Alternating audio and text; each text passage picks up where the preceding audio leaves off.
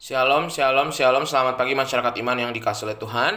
Kita bersyukur bahwa hari ini Tuhan memelihara kehidupan kita dan kita percaya bahwa yang jadi pesannya Tuhan bagi kita adalah untuk selalu membawa kasih, damai, dan anugerah. Mari bersama-sama kita akan bawa pesan Tuhan, dan sebelum membaca pesannya dalam firman Tuhan hari ini, kita akan bersama-sama memujikan Kidung Jemaat 422, Yesus berpesan. Kidung Jemaat 422, Yesus berpesan.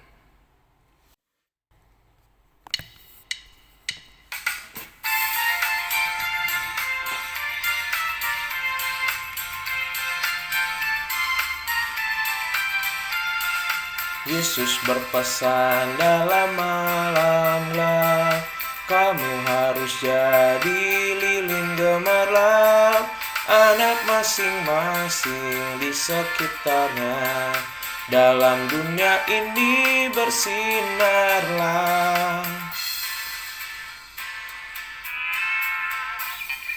Yesus berpesan, bersinarlah terang, lilinmu kulihat malam dan siang, anak masing-masing di sekitarnya, untuk hormat Tuhan bersinarlah. Mari kita berdoa. Tuhan, kami percaya bahwa kami mau menjadi anak-anak terang Tuhan, yang membawa terang itu menerangi kegelapan dosa dan kegelapan hati manusia. Biarlah melalui firman-Mu hati kami juga diterangkan dan dimampukan untuk boleh menjalani hidup ini dengan sukacita. Kami serahkan, hanya dalam nama-Mu kami sambut berkat firman-Mu. Amin. Bapak Ibu Saudara, bersama-sama kita buka Imamat 9 ayat 18 sampai 24. Imamat 9 ayat 18 sampai 24, Imamat 9 ayat 18 sampai 24. Imamat 9 ayat 18 sampai 24 saya bacakan bagi kita sekalian. Ia menyembelih juga lembu dan domba jantan yang akan menjadi korban keselamatan bagi bangsa itu. Lalu anak-anak Harun menyerahkan darah korban itu kepadanya, maka Harun menyiramkannya pada mezbah sekelilingnya. Tetapi segala lemak dari lembu dan dari domba jantan itu, yakni ekor yang berlemak, lemak yang menutupi isi perut, buah pinggang, dan umbai hati, segala lemak itu diletakkan mereka di atas dada kedua korban itu, lalu Harun membakar segala lemak itu di atas mezbah. Dada dan paha kanan itu dipersembahkan Harun sebagai persembahan unjukan di hadapan Tuhan, seperti yang diperintahkan Musa. Harun mengangkat kedua tangannya atas bangsa itu lalu memberkati mereka, kemudian turunlah ia setelah mempersembahkan korban penghapus dosa, korban bakaran, dan korban keselamatan. Masuklah Musa dan Harun ke dalam kemah pertemuan. Setelah keluar, mereka memberkati bangsa itu, lalu tampaklah kemuliaan Tuhan kepada segenap bangsa itu. Dan keluarlah api dari hadapan Tuhan, lalu menghanguskan korban bakaran dan segala lemak di atas mezbah. Tatkala seluruh bangsa itu melihatnya, bersorak-sorai mereka lalu sujud menyembah. Bapak Ibu yang mendengar Gentas Sabda pagi ini, ingatkah bagi yang sudah pelayanan ya, pertama kali melayani itu kapan? Mungkin ada kita yang pertama melayani, saya pertama kali itu jadi pengedar kantong persembahan, atau saya pertama kali itu tugas menjadi pendoa di persekutuan, atau saya pertama kali bertugas menerima tamu, atau saya pertama kali bertugas jadi pemandu pujian, atau saya pertama kali bertugas itu di kepanitiaan jadi bidang konsumsi, atau apapun pelayanan kita, besar kecil semua sama. Dan ketika kita melayani pertama kali pasti perasaannya deg-degan banget ya, karena kan kalau kita belum pernah pelayanan, pasti kalau disuruh pelayanan itu kan kita patokannya adalah orang-orang yang sudah pelayanan yang kelihatan keren banget. Kalau orang udah pelayanan tuh kelihatannya lebih berwibawa, kelihatannya lebih berkarisma, dan kita merasa minder gitu kan, saya mah baru belajar banget nih pelayanan. Tapi orang-orang yang sudah ahli pelayanan pun juga dulu pernah di fase yang sama. Dulu juga ketika pelayanan juga pasti grogi. Dan seringkali ada yang kita lupa, kalau kita mau pelayanan itu kan sebenarnya persembahan kita buat Tuhan ya. Berarti ada yang dikorbankan. Nah, dalam bacaan kita ini, ketika Harun ditahbiskan bersama dengan keluarganya menjadi imam, salah satu bagian akhir dari penahbisan itu setelah pemakaian baju, ibadah, segala macam, pembakaran korban.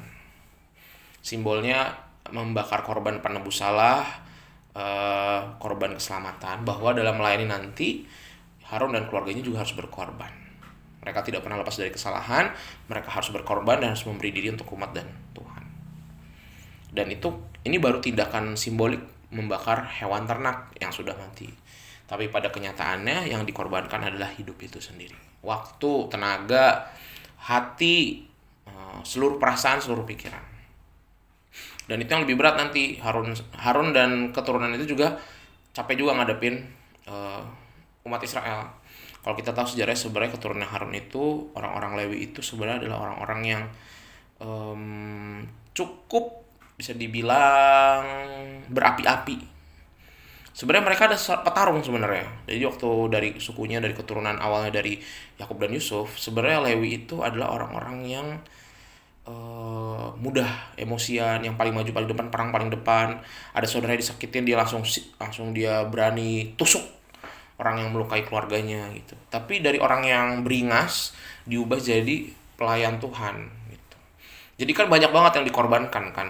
Kesalahannya, kelemahannya, emosiannya, semuanya itu dikorbankan. Sehingga ketika mereka dipilih menjadi imam itu, sebenarnya yang suku lain juga heran kenapa yang Lewi ya, kenapa nggak Benyamin yang lebih terkenal, orang-orangnya lembut, disayang gitu, tapi malah yang dipilih malah Lewi. Tapi itulah hidup dan itulah Tuhan. Tuhan selalu memilih orang-orang unik. Termasuk kita juga Bapak Ibu. Kita juga adalah anak-anak Tuhan, bagi kita yang sudah melayani, kita adalah orang-orang yang unik. Yang belum melayani pun juga kita orang-orang unik. Ketika Tuhan kasih kepercayaan pelayanan itu bagi yang sudah, kita ingat ketika kita dulu awal melayani. Kadang-kadang melayani sekarang ini kan capek ya, melewati banyak hal, kadang harus menghadapi orang yang sama, masalah dan pergumulan juga nambah. Ataupun yang belum pelayanan, nanti satu-satu akan kasih kesempatan kita. Dan ketika kesempatan itu jangan ditolak, jangan pernah nolak melayani Tuhan itu, jangan pernah. Karena Tuhan gak bakal ngasih itu 2 kali. Dan jangan sampai udah mau meninggal baru nyesel, aduh kenapa dulu saya gak melayani ya. Udah ditawarin jadi penatua, udah ditawarin jadi pelayan Tuhan, jadi pengedar kantong persembahan, jadi lektor, tapi saya selalu nolak karena saya ngerasa gak mampu, atau saya ngerasa gak mau atau males. Jangan, karena kesempatannya cuma sekali. Dan bagi kita yang sudah mengorbankan, ingat perjuangan kita, pengorbanan kita, bahwa melayani itu memang berkorban.